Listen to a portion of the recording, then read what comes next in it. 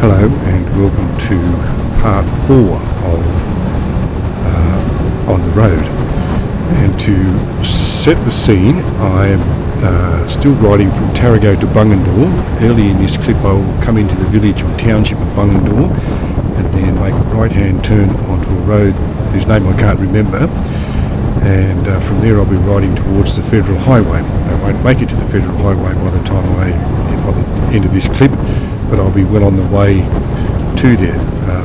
Along the way I'll go through a section or part of the road called Smith's Gap, which is kind of leading you up out of the basin that is Lake George, even though we're not actually in the lake is to the right of me when I'm riding out of Tarago. Anyway, we'll go through Smith's Gap and you'll see what I'm referring to there, and we'll come close to the Federal Highway.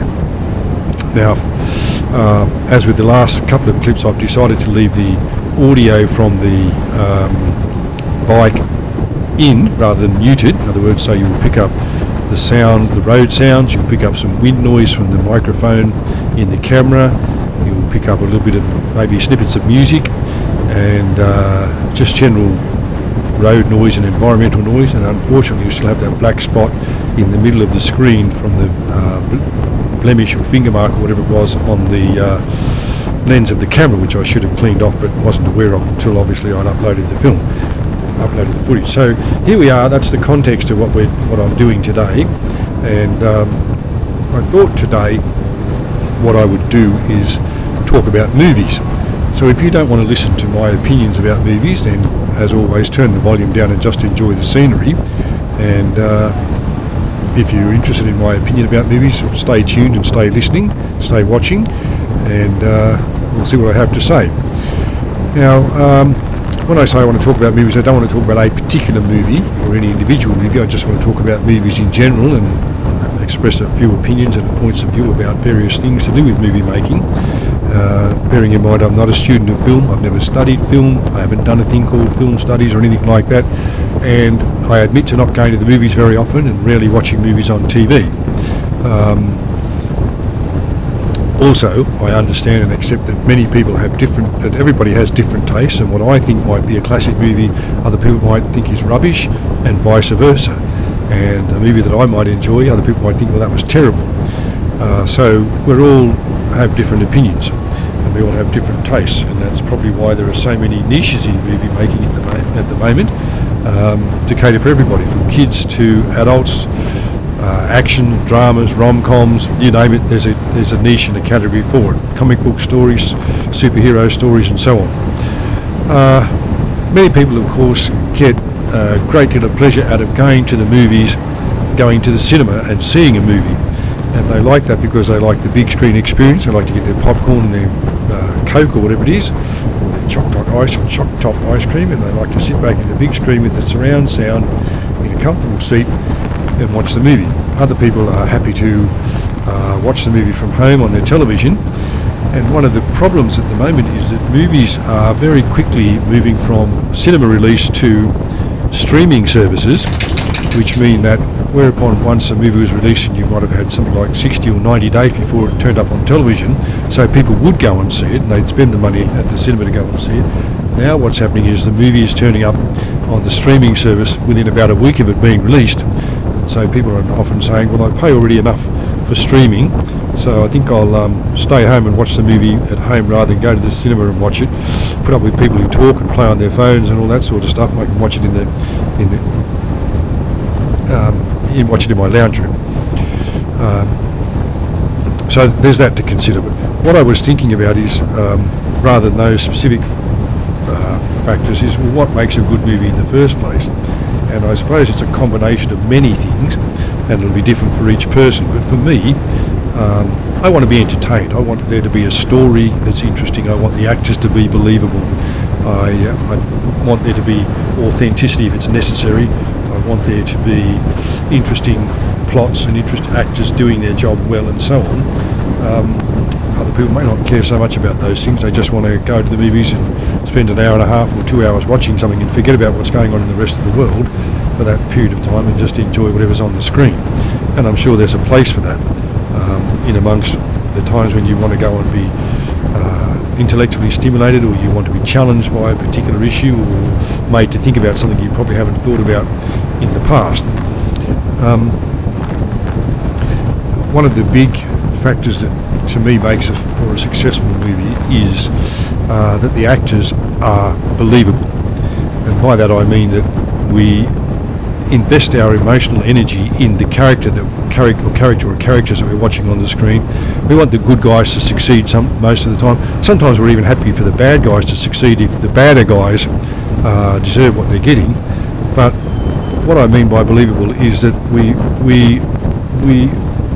we actually think that the actor has become the character they are portraying, rather than just going through the motions and saying their lines and standing on the appropriate spot and reacting according to the director's requirements or the script or whatever. Now, I'm sure everybody can find lots of opportunities when that happens, lots of occasions when that does happen, when the actors are doing their craft really well and they are believable, and other opportunities when you can see somebody's just essentially phoned it in, as they say, or going through the motions. I could give you a couple of examples that come to mind very quickly. Russell Crowe, for example, in A Beautiful Mind, I felt he was not going through the motions. He was really doing a great job. He, I guess if you want, I sort of believed that he was the character John Nash. He was suffering from the mental illness and all the things, the paranoia that he was experiencing and so on. I believed, because he'd done such a good job, that Russell Crowe wasn't Russell Crowe, that he actually was John Nash going through that experience. And that's the job of the actor, to make you believe that what you're seeing on the screen is real. It's that sort of suspension of disbelief, that idea that, well, this couldn't happen. You believe it is happening. Whereas in there's a recent movie, which the name of which I can't remember, but it's about him. He's an actor. He's the main actor in it. And he's in his truck driving somewhere, and a woman bips her horn at him or something or other, and he becomes enraged, and then spends the rest of the movie chasing this woman down and stabbing her husband and trying to kill her son. He discovered that his wife was cheating, so he killed her and blew up his house and so on. And I mean, the plot was sort of essentially ridiculous, and it's been done many times before. Falling Down, for example, with Michael Douglas, is a similar story, only you genuinely, I've at least believed that Michael Douglas was doing a better job in that film. But I just felt this is a story that's been told before. This is an easy film to make, because you just get an angry white man driving around a truck, taking his anger out on people and killing people randomly and so on. And I just thought he was going through the motions. And I'm not necessarily having a dig at Russell Crowe. That was just something that came to my mind when I was thinking about this topic. I think one of the things that makes a good film is the director, and that's a kind of hors d'oeuvre, of course. The director's job is to get the actors to perform in a way that conforms with the script and with his idea of the film and what he wants to, or he or she for that matter, wants to achieve, and lets the story unfold. And I can think of two examples of that where that's been done. I'm sure there's lots of other examples, but there are two examples that come to mind straight away. One is The Godfather, where, as we know, Al Pacino can be almost a weather system of an actor. He eats the scenery. He's so powerful, he's so strong, he's so big in any particular movie that he's in, that he almost dominates every scene. And as I said, using an expression a moment ago, he eats the scenery up. But in The Godfather, the director was clever enough and lit the scenes and staged each scene that Michael Corleone was in so well that Michael's malevolence, ruthlessness, determination and strength came through without him needing to behave in a way that Al Pacino behaves in, say, The Devil's Advocate. He was quiet and restrained, but there was no doubting how he felt. There was no doubting his sense of determination and what he wanted to happen and what was going to happen. And you see this man metamorphosing, if that's the word, from all-American good guy at college who drops out of college, joins the army, goes off to fight the war, to becoming the head of his family when his brother is killed and he realises his other brother is too weak to do the job, getting rid of all the heads of the other 5 families, and at the point where he decides that his own brother needs to be just done away with, needs to be whacked, to terminology of the film, because he's too weak to be a member of the family. He's brought discredit on the family. The second example of that is of good directing is in the story Spotlight, which is the story of the Boston Globe pursuing the story of clerical abuse by Catholic priests in Boston. That film had a bunch of actors whose egos could have allowed them to dominate the film and dominate the scenes and say strong, powerful lines in ways that would draw attention to them in the scene. But the director was clever enough to say, we're going to let the story tell itself here. You're going to say the lines and you're going to act. We're going to let the story tell itself here. We're going to let the story unfold through you rather than you be the story. So your performance has to be restrained. Your performance has to be one that lets the story that's horrific here unfold without you being the person that dominates the scene. And I got to thinking while I was thinking about this topic about franchise movies, and I wondered what, if anything, was the first franchise movie.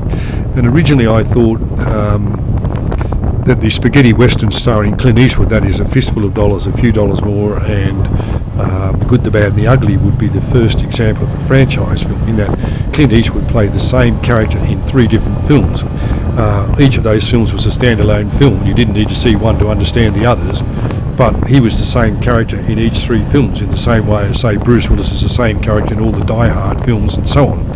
But then I thought about it a bit further. I looked back a bit further and realised that by the time the first of those films was released in about 1965, they'd already made 5 James Bond films. So you might think, well, James Bond was the first franchise film, and they're up to 26 films and 60 years of still making James Bond movies. But then I thought more about this and realised that perhaps going back even further, there was a series of movies at one stage called the Road movies that starred Bing Crosby and Bob Hope. And they were pretty cornball comedies for their time. I think the first one was made about 1941, and the last one, of which are about 5 or 6, I think, was made in 1962. And these 2 guys were essentially the same characters in each film, and they were on the road to Morocco, the road to Singapore, the road to Hong Kong, and all sort of goofy comedy type things. But in each film there were the same 2 characters. Each film was a standalone film. You didn't need to watch the others to understand the story, but there were those films. There was also a series of films back in I think it might have been the late 40s or early 50s, starring Donald O'Connor, who was more known for his dancing than he was for his acting. But he started a series of films where he had he was in the army, I think, and he had a mule. The mule was called Francis, and the mule could talk a bit like Mr. Ed in the TV show Mr. Ed. And there were 5 or 6 movies in that franchise as well. So I don't know if, again, you would consider those franchise movies in the same way as you might consider Star Wars movies a franchise. The first 3, for example, which are now referred to as the Skywalker trilogy, you need to see one to understand the other. The Jaws movies, for example, you need to see the first one to understand the second and third one. The Indiana Jones movies, they are certainly franchise movies, but each one of them stands alone. Although the character Indiana Jones, of course, occurs in all of them, even though he's not mentioned in the first one.